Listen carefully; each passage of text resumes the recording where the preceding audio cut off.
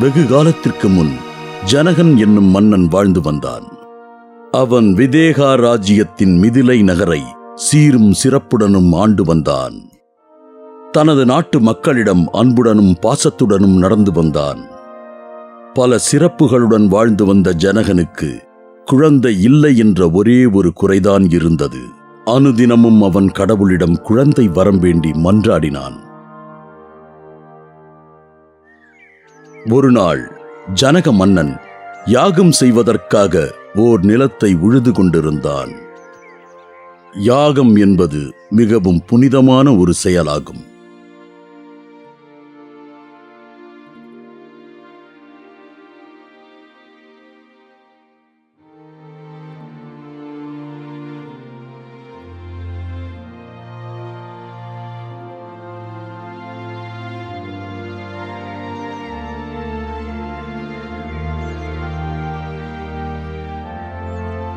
அவன் நிலத்தை உழுத பொழுது ஒரு தங்க பெட்டி கிடைத்தது.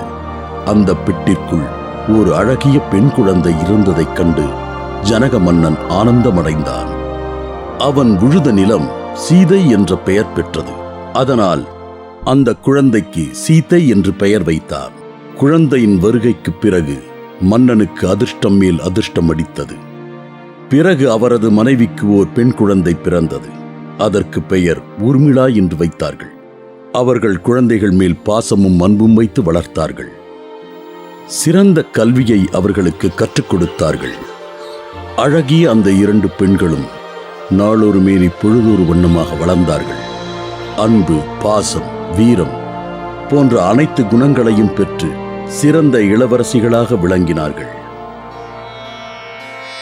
ஒருமுறை பரசுராமர் ஜனக மன்னரை காண வந்தார். அவர் தன்னுடன் ஓர் வில்லினை எடுத்து வந்தார். அதை அரண்மனை வாயிலில் வைத்துவிட்டு அவர் மட்டும் உள்ளே சென்றார். அந்த வில்லினை கண்ட சீதா அதனிடம் சென்று அதை எடுத்து விளையாட ஆரம்பித்தாள். ஜனக மன்னரே, பார்த்தீர்களா உங்கள் பெண்ணை? சாதாரண மானிடர்களால் இந்த வில்லை தூக்க முடியாது. மிகவும் வலிமை வாய்ந்த பலசாலிகளால் மட்டுமே தூக்கக்கூடிய இந்த வைஷ்ணவ வில்லை இவள் தூக்கியிருப்பது எனக்கு புரியாத புதிராக இருக்கிறது. எனக்கும் இது ஆச்சரியமாக இருக்கிறது குருதேவா. இதிலிருந்து சீதை நமக்காக கடவுளால் அனுப்பப்பட்டவள் என்று தெரியவில்லையா? ஜனகரே, ஒரு நேர்மையான மிகச் சிறந்த உன்னதமான ஒருவரால் மட்டும்தான் இவளை மணக்க முடியும். இவள் வளர்ந்த பிறகு இவளுக்கு பொருத்தமான ஒரு வரனை கண்டுபிடித்து மனம் செய்து வையுங்கள். குருவே, சீதையை பூமியில் இருந்து தங்க கூடையில் கண்டெடுத்த போது அவள் கூடவே ஒரு கனமான வில்லையும் கண்டெடுத்தோம்.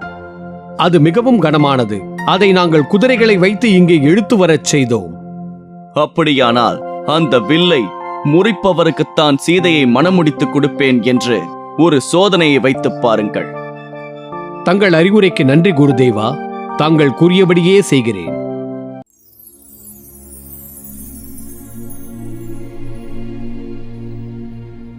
சீதா பருவம் அடைந்த பின் அவளுக்கு மணமுடிக்க எண்ணினார் மன்னர்.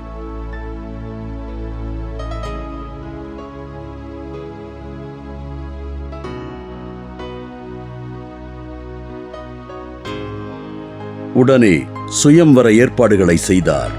அழகிய சீதையை மணமுடிக்க பல நாடுகளில் இருந்து இளவரசர்கள் போட்டி போட்டுக் கொண்டு வந்தார்கள்.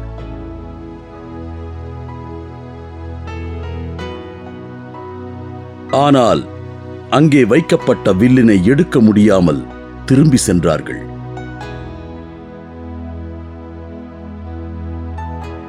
அச்சமயம் விஸ்வாமித்திரர் தனது சீடர்களான ராமர், லட்சுமணருடன் மிதிலை நகரத்திற்கு வருகிறார். இளவரசர்கள் இருவரும் தசரத மன்னனின் புதல்வர்களாவார்கள். அவர்களைக் கண்ட ஜனக மன்னன் ஆனந்தம் கொண்டு வரவேற்றான். வாருங்கள் குருதேவா, வாருங்கள் இளவரசர்களே. தாங்கள் இங்கு வந்ததில் எனக்கு மிக்க மகிழ்ச்சி. மன்னா, இந்த சுயம்வரத்தில் ராமனும் கலந்து கொள்வான். அது எங்களுடைய பாக்கியம் பிரபு. ராமச்சந்திரா, வில்லை எடுப்பதற்கு முன் சிவபெருமானை தியானித்துக்கொள். ஸ்ரீராமன் விஸ்வாமித்திரரை வணங்கி மரியாதை செலுத்துகிறார்.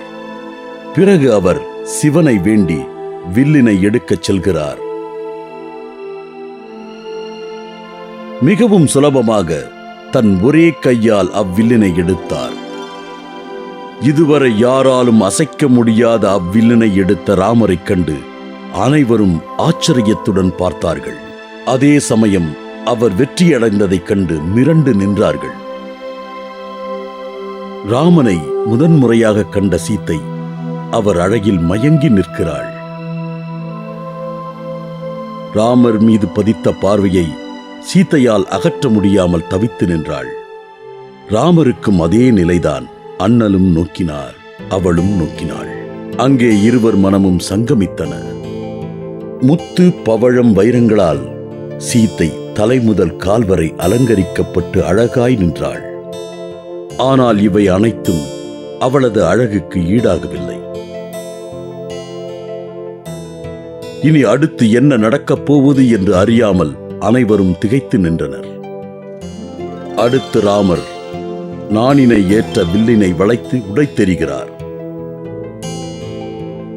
இதைக் கண்ட அரங்கமே மகிழ்ச்சி வெள்ளத்தில் கரகோஷம் எழுப்பியது. மக்கள் அனைவரும் வாழ்த்துக்களை தெரிவித்தார்கள். ராமனை ஜனக மன்னன் அரவணைக்கிறார்.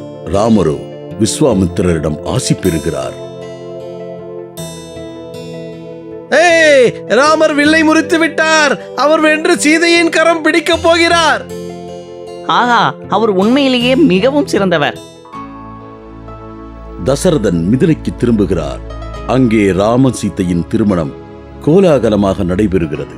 நாடே ஆனந்த கடலில் மிதக்கின்றது.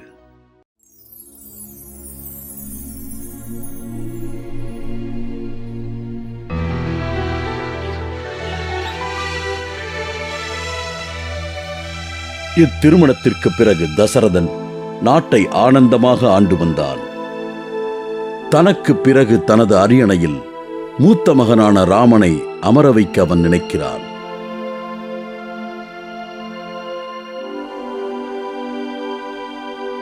இதை கேள்வியுற்ற கௌசல்யா மிகவும் சந்தோஷமடைந்தாள். நாடே விழா கோலம் கொண்டது. மக்கள் அனைவரும் ஆனந்த கூத்தாடினார்கள். ராமனின் பட்டாபிஷேகத்தை காண மக்கள் அரண்மனையில் கூடினார்கள். தசரத மன்னனின் மூன்றாவது மனைவி கைகேயி. அவள் ராமனிடத்தில் மிகவும் பாசம் கொண்டிருந்தாள். ஆனால் விதி வேலைக்காரி மந்திரையின் ரூபத்தில் வந்தது. அவள் கூறிய அறிவுரையால் தனது மகன் பரதனுக்கு பட்டாபிஷேகம் செய்விக்க நினைக்கிறாள்.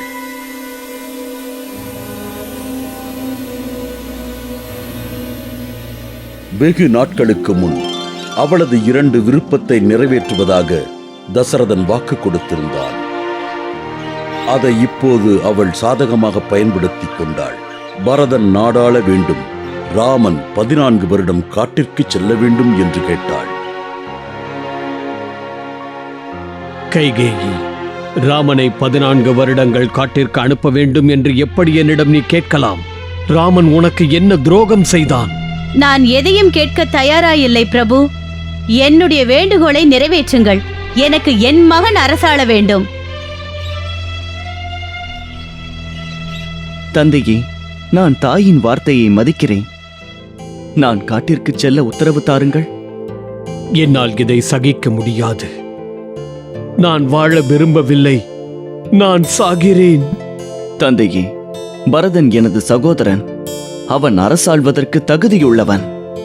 நான் 14 வருடம் கழித்து மீண்டும் உங்களிடமே வந்து விடுவேன். தசரதனின் 2வது மனைவியான சுமித்திரைக்கு பிறந்தவன்தான் லட்சுமணன்.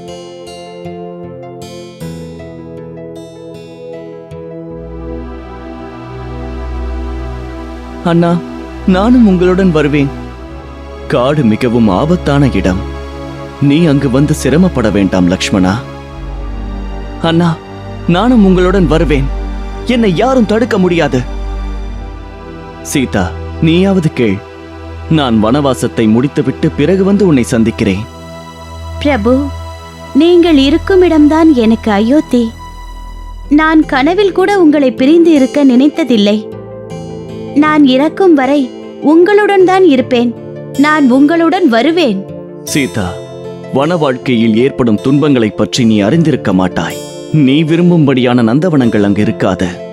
பயங்கரமான மிருகங்களும் அரக்கர்களும் வசிக்கும் இடம் அது. மரக்கிளைகளில் வசித்து பழங்களை உண்ண வேண்டும். அது நாடோ காடோ, உங்களோடு இருப்பதுதான் என் கடமை. எனக்கு வசதிகளை பற்றி கவலை இல்லை. அவளது கண்கள் கண்ணீரை வார்த்தது. ராமன் லக்ஷ்மணன் மற்றும் சீதையின் அன்பைக் கண்டு திகைத்து நிற்கிறார். இறுதியாக இருவரையும் அழைத்துக் கொண்டு காட்டிற்கே செல்லுகிறார்.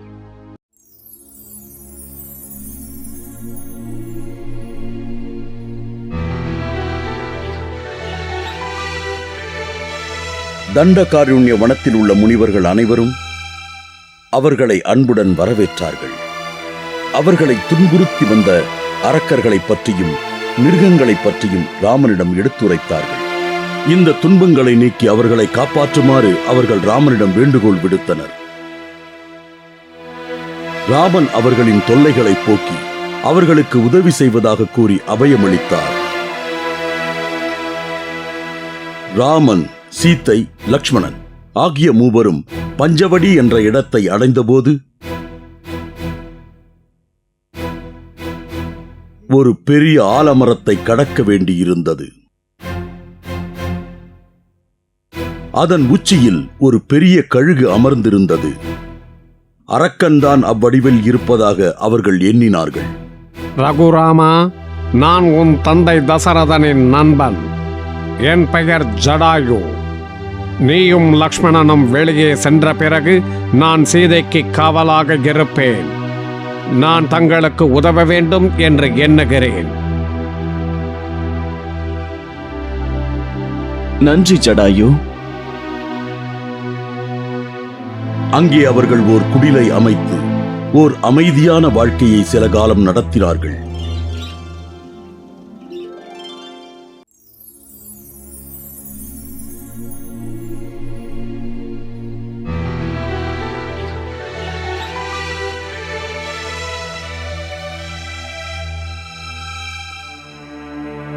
ஒரு நாள் சூர்ப்பனகை என்ற ஒரு அரக்கி உணவை தேடி அந்த பகுதிக்கு வந்தாள். ஏதோ மனித வாடை அடிப்பதை உணர்ந்த அவள் ராமன் குடிலிருக்கும் இடத்தை கண்டுபிடித்தாள். அவள் ராமன் லக்ஷ்மணன் இருவருடைய சுந்தர ரூபத்தைக் கண்டு பிரமித்தாள். ராமன் அழகில் மயங்கி ராமனை நோக்கி அவள் கூறினாள், என்னை திருமணம் செய்து கொள்கிறீர்களா?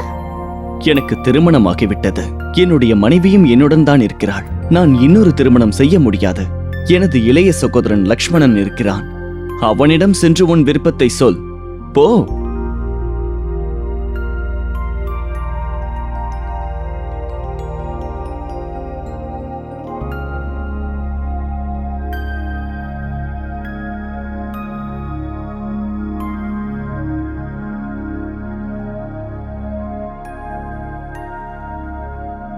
நான் ராமபிரானின் அடிமை. என்னை நீ திருமணம் செய்து கொண்டால் பணிப்பெண்ணாக தான் வேலை செய்ய வேண்டும். அதற்கு உனக்கு சம்மதமா?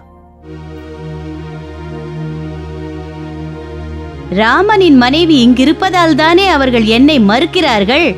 நான் அவளை அகற்றுகிறேன். அவள் சீத்தையை குறிவைத்தாள். லக்ஷ்மணா, அரக்கர்களிடம் இப்படியெல்லாம் பேசினால் பலனளிக்காது. அவளை தண்டித்து அனுப்பிவிடு. லக்ஷ்மணன் அவள் மூக்கை அறுத்து அவளை துரத்தி அனுப்பினான்.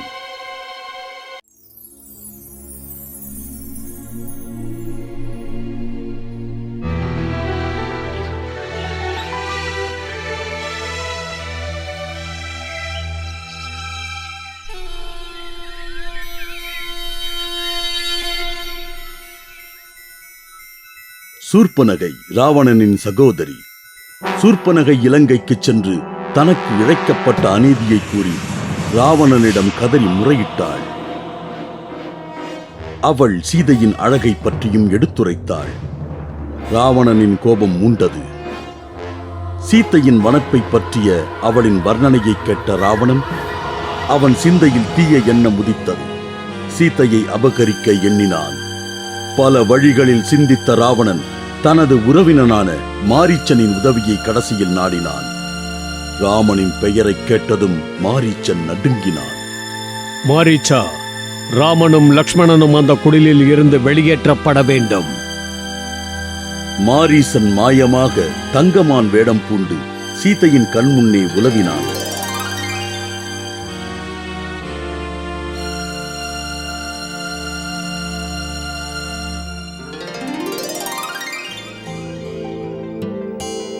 அந்த அழகான மானை பாருங்கள்.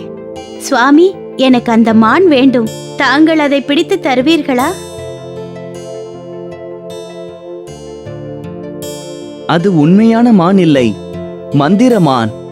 அரக்கர்களின் மாய வேலை கண்டு நாம் ஆனால் ஏமாந்து ராமன் விடக்கூடாது. சீதையின் விருப்பத்தை நிறைவேற்ற எண்ணி அந்த தங்கமானை பின்தொடர்ந்தார். ராமனால் கூட அந்த மானை பிடிப்பது அவ்வளவு சுலபமாக இல்லை. அப்படியே மாரீசன் ராமனை அவரது இருப்பிடத்தை விட்டு நீண்ட தொலைவுக்கு அழைத்துச் சென்று விட்டார்.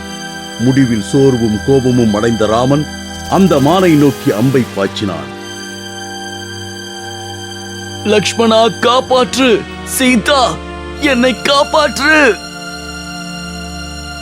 மரணத் தருவாயில் கீழே விழும்போது மாரீசன் ராமனுடைய குரலில் கதறினான். லக்ஷ்மணா, என்னது அலறல் சப்தம்? என்னவோ தவறு நடக்கிறது. தயவு செய்து போய் உங்கள் அண்ணனை தேடுங்கள். அவருக்கு ஏதோ ஆபத்து. நீங்கள் எதற்காகவும் கவலைப்பட வேண்டாம். எந்த ஆபத்தும் அவரை ஒன்றும் செய்து விடாது. அவர் உலகையே காப்பவர். இது எல்லாம் அந்த அரக்கர்களின் வேலையாகத்தான் இருக்கும். நீங்கள் ஏன் உங்கள் அண்ணனின் அபய குரல் கேட்டும் உதவ மறுக்கிறீர்கள்? உங்கள் அண்ணன் ஆபத்தில் இருக்கும் பொழுது நீங்கள் நேரத்தை வீணாக்குகிறீர்கள். உங்கள் நடவடிக்கை எனக்கு பிடிக்கவில்லை. நீங்கள் எனக்கு தாய்க்கு சமமானவர். நான் ஒரு கோடு போட்டுவிட்டு செல்கிறேன். நான் திரும்பி வரும் வரையில் எக்காரணத்தை கொண்டும் அந்த கோட்டை விட்டு வெளியே வராதீர்கள்.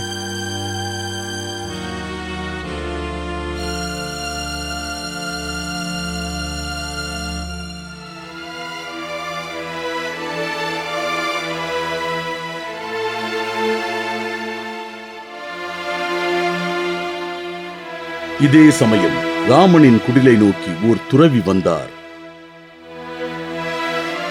யார் இந்த பெண்? இந்த காட்டில் தன்னந்தனியாக இவ்வளவு அழகான பெண் வசிக்கிறாளே. இவ்வளவு துன்பங்களை அனுபவிப்பது கஷ்டமாக இல்லை? எனக்கு சிறிது உணவு கிடைக்குமா தாயே? சீத்தை உணவை கொண்டு வந்து அவருக்கு அளித்தாள்.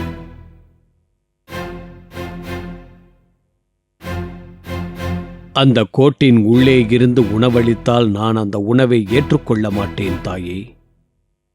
நான் வெளியே வர முடியாது குருவே. தயவு செய்து உணவை வாங்கிக் கொள்ளுங்கள். எனக்கு உணவே தேவையில்லை. நீ என்னை அவமானப்படுத்தி விட்டாய்.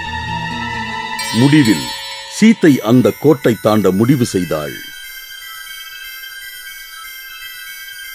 அந்த கணம் கழுகுகள் சுற்றி வட்டமிடத் துவங்கின. துறவி ராவணனாக உருவம் மாறினான். அவன் சீத்தையை வலுக்கட்டாயமாக அவள் கூந்தலை பிடித்து இழுத்து தன்னுடைய ரதத்தில் ஏற்றினான்.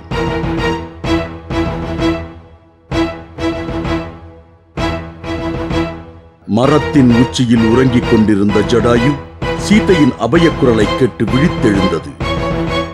உடனே ராவணனின் ரதத்தின் முன் பாய்ந்து சென்று தாக்கத் துவங்கியது.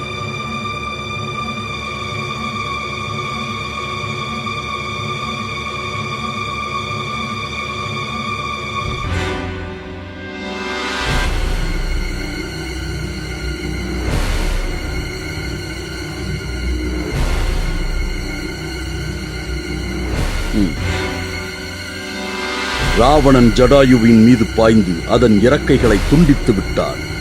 கதறி எழும் சீத்தையுடன் ராவணன் ஆகாய மார்க்கமாக இலங்கையை நோக்கிச் சென்றான்.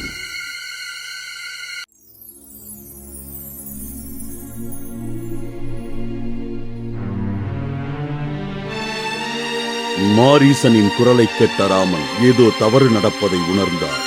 உடனே இருப்பிடத்திற்கு திரும்பி செல்லும் வழியில் லக்ஷ்மணனை சந்தித்தார். சகோதரா, என்ன இது? நீ ஏன் இங்கு வந்தாய்? நீ சீதையை விட்டுவிட்டு இங்கு வந்திருக்கவே கூடாது. சீதைக்கு ஏதாவது நிகழ்ந்திருக்க போகிறது. வா, திரும்பி செல்வோம். லக்ஷ்மணன் நடந்தவற்றை விவரித்தான். சீதைக்கு பாதுகாப்புக்காக தான் ஒரு கோடு போட்டிருப்பதாகவும் சீதையை யாரும் தொட முடியாது என்பதையும் கூறி அவரை குடிலுக்கு அழைத்து வந்தான். தேவி, ஜானகி, எங்கிருக்கிறாய்? ஓ மரங்களே, பறவைகளே, மிருகங்களே, சீதா எங்கிருக்கிறாள் என்று யாராவது கூறுங்கள். ராமன் சீதையை அழைத்தபடி பல இடங்களில் தேடினார்.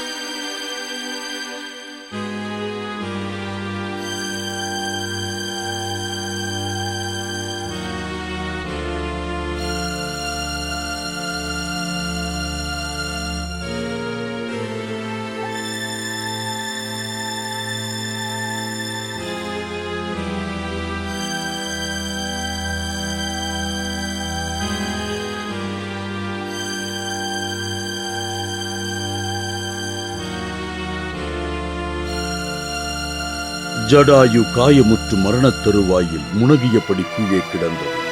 சீதையை கடத்திச் சென்ற விஷயத்தை ராமனிடம் கூறுவதற்காக அந்த பறவை தன் உயிரை பிடித்துக் கொண்டிருப்பதை போல் இருந்தது. ஜடாயு, என்னவாயிற்று உங்களுக்கு? சீதா எங்கே? பிரபு, ராவணன், இலங்கையின் அரசன், சீதையை கடத்திச் சென்று விட்டான். நான் அவனை தடுக்க முயற்சித்த போது என்னை தாக்கிவிட்டான். ராமனிடம் இந்த வார்த்தைகளை கூறியதும் அந்த பறவை இறந்தது. ராமனும் லட்சுமணனும் செய்வதறியாது திகைத்து நின்றனர். ராவணன் சீதையை இலங்கைக்கு கொண்டு சென்றார்.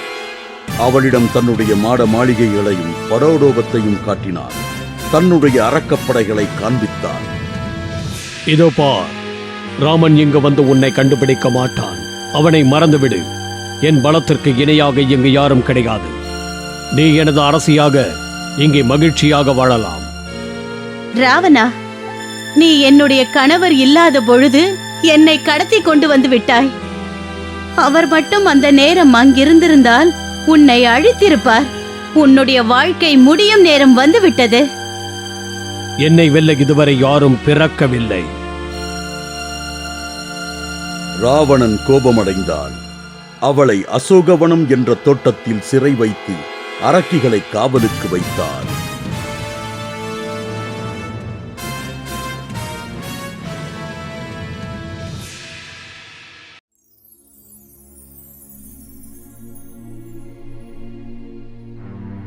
ராமனும் லக்ஷ்மணனும் சீதையை தேடி அலைந்த வண்ணம் இருந்தனர்.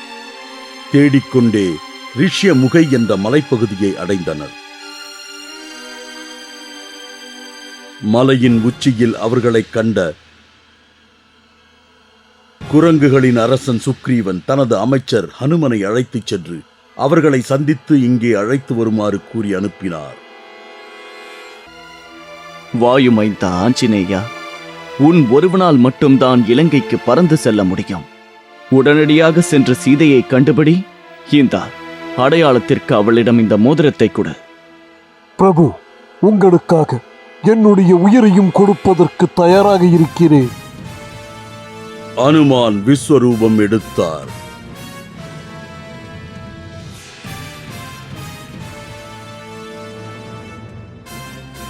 அவர் பெரும் கடலை தாண்டினார். அவர் ராவணனின் அரண்மனைக்கு சென்றார்.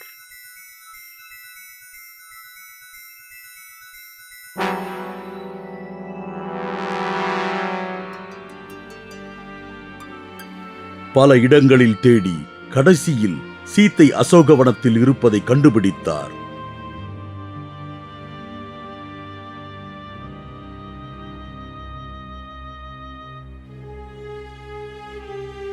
சீதா சோகமே வடிவமாக மரத்தடியில் அமர்ந்திருந்தாள். அழுத கண்களோடும் கிழிந்த வெளுத்த சேலையோடும் அமர்ந்திருப்பதைக் கண்டார். பிரபு, என்னுடைய கவலை உங்களுக்கு தெரியவில்லையா? மறுபடியும் உங்களை சந்திக்கும் பாக்கியம் எனக்கு கிடைக்காதா? ராமனை மற, எங்கள் மாவீரர் மன்னர் ராவணனை திருமணம் செய். நீ அவருக்கு இணங்கினால் வசதியான வாழ்க்கை வாழலாம். அதற்கு மறுத்தால் உன் கதை அவ்வளவுதான். நான் கனவில் கூட வேறொருவரை நினைக்க மாட்டேன். அப்படி ஒரு நிலைமை வந்தால் நானே என்னை அழித்துக் கொள்வேன்.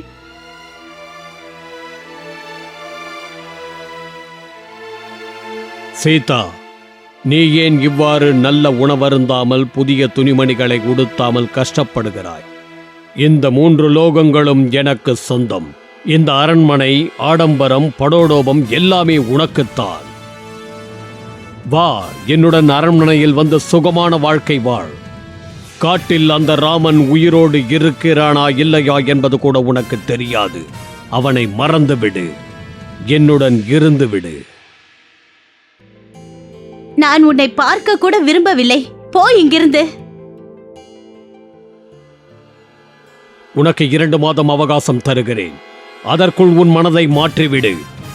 இல்லையேல் நான் உன்னை கொன்று விடுவேன்.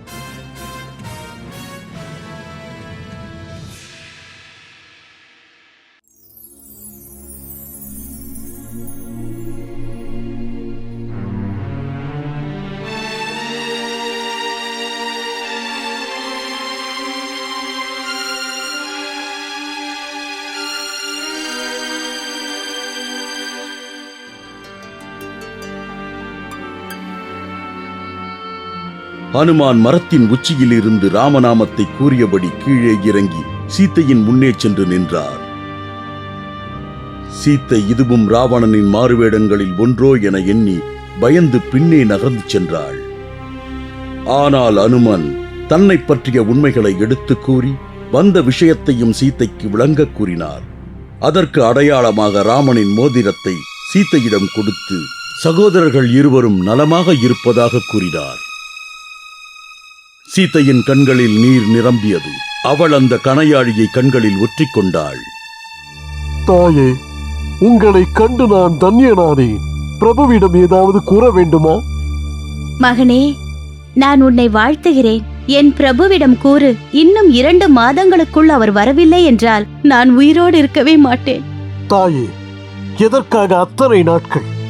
ஆணையிடுங்கள் தாயே. இப்பொழுதே உங்களை என் தோளில் சுமந்தபடி ராமபிரானிடம் சேர்த்து விடுகிறேன். ஆஞ்சநேயா, என்னை வந்து அழைத்து போவது அவருடைய கடமை. அந்த கடமையை நாம் மீறக்கூடாது. அவர் வரும் வரை துன்பப்பட நான் தயாராக இருக்கிறேன்.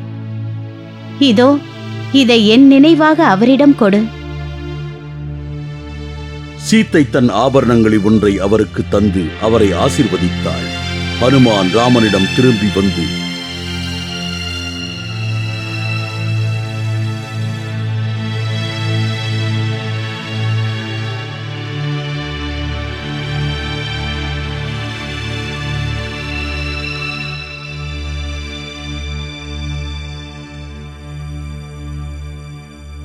சீத்தையை பற்றிய நிலையை எடுத்துரைத்தார்.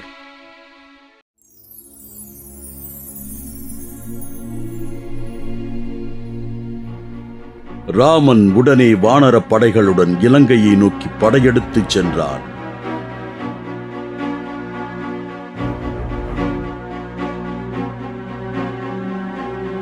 கடலின் நடுவே பாலம் கட்டப்பட்டது. ராவணன் படைகளுடன் ஆவேசமாக இவர்கள் போரிட்டார்கள். ராவணன் மிகுந்த பலசாலி. அவன் ராமனிடம் நேரடியாக சண்டையிட்டான். நீண்ட சண்டைக்கு பிறகு ராவணன் மடிந்தான்.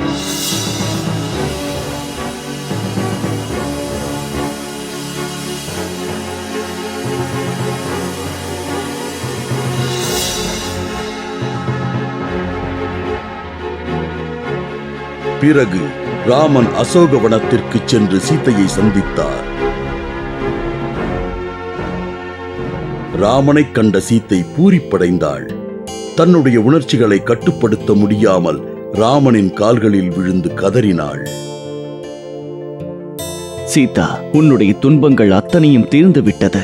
என்னை திருமணம் செய்து கொண்டதால் தானே உனக்கு இத்தனை துன்பங்கள். கவலைப்படாதே. என் அனைத்து சந்தோஷங்களுக்கும் தாங்கள்தான் காரணம். ராமனும் கண்களில் பெருகிய கண்ணீரை அடக்க சிரமப்பட்டார். சீதா, நீ ராவணன் இருப்பிடத்தில் 1 வருட காலம் வாழ்ந்ததால் என்னுடைய மனைவியாக இனிமேல் நான் உன்னை ஏற்றுக்கொள்ள முடியாது. நான் உங்களைத் தவிர வேறு யாரையும் மனதில் கூட நினைத்ததில்லை. நான் தூய்மையானவள். என்னை கைவிட்டு விடாதீர்கள் பிரபு. நான் எங்கு செல்வேன்? மன்னித்து விடு சீதா. முன்பு வாழ்ந்தது போல் உன்னுடன் என்னால் வாழ முடியாது.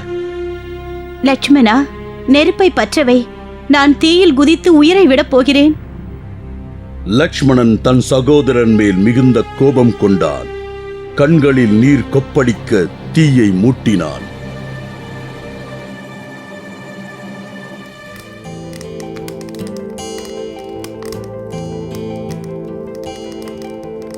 சீத்தை தீக்குளித்தாள்.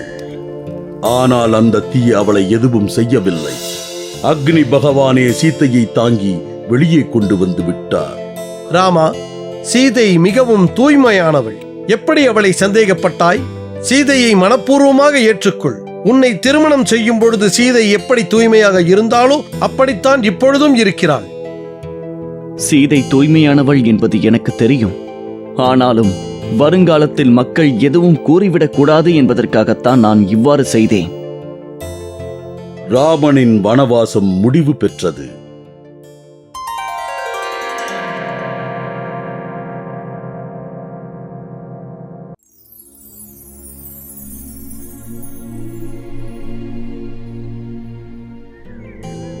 வாழ்க்கை அமைதியாகச் சென்றது.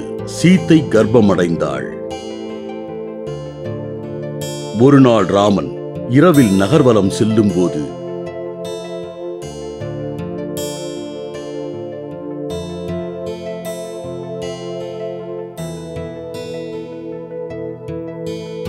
ஒரு கணவன் மனைவியின் உரையாடலை கேட்க நேர்ந்தது.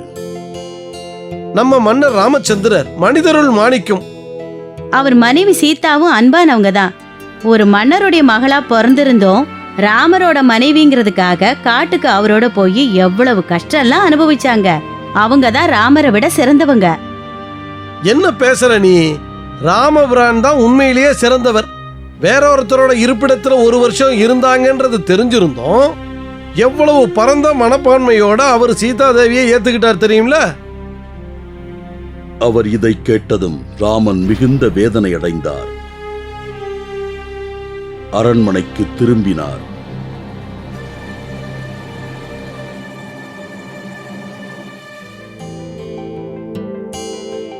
லக்ஷ்மணா, சீதாவை காட்டில் விட்டுவிடு. அண்ணா, என்னவாயிற்று உங்களுக்கு? அவர்கள் கர்ப்பவதி. தான் கேட்ட விஷயத்தை லட்சுமணனிடம் விவரித்தார்.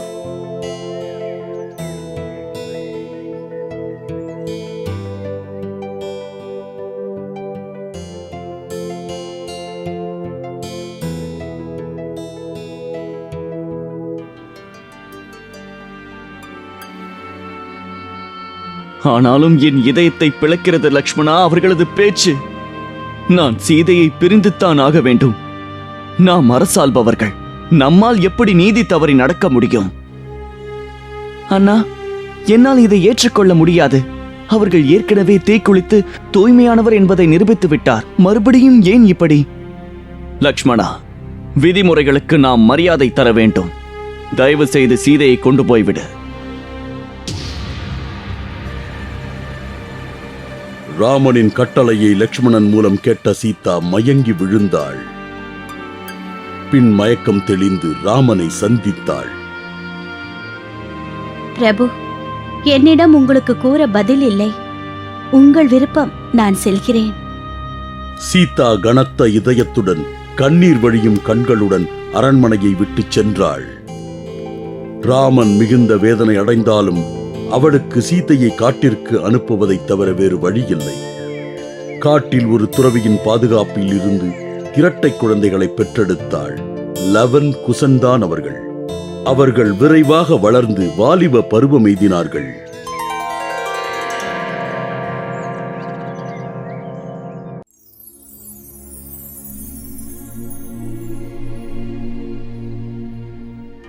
ஒரு நாள் ராமன் அஸ்வமேத யாகம் செய்ய விரும்பினான். அவன் தன்னுடைய பட்ட குதிரையை அவிழ்த்துவிட்டு அதன் இஷ்டத்திற்கு எங்கு செல்கிறதோ சென்று வரட்டும் என்று கூறி பின்னே ஆட்களையும் அனுப்பினார். யாரும் அந்த குதிரையை தடுக்க அனுமதியில்லை.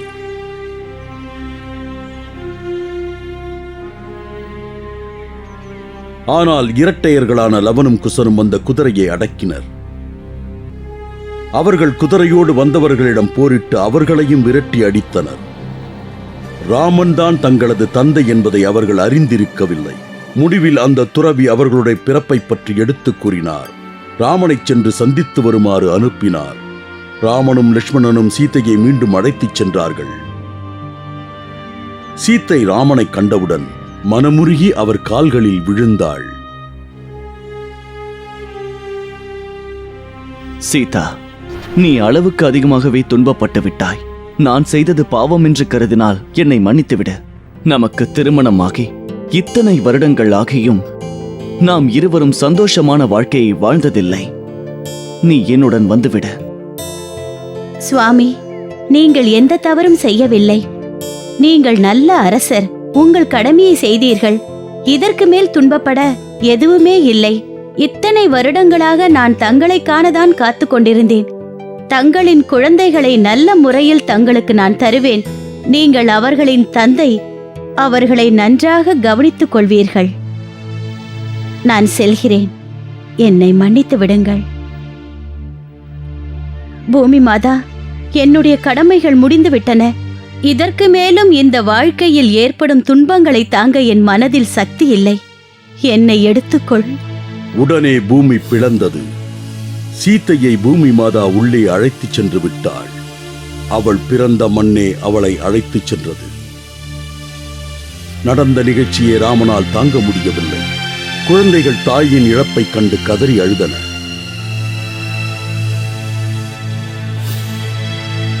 லட்சுமணன் ராமனையும் குழந்தைகளையும் அயோத்திற்கு அழைத்துச் சென்றார்.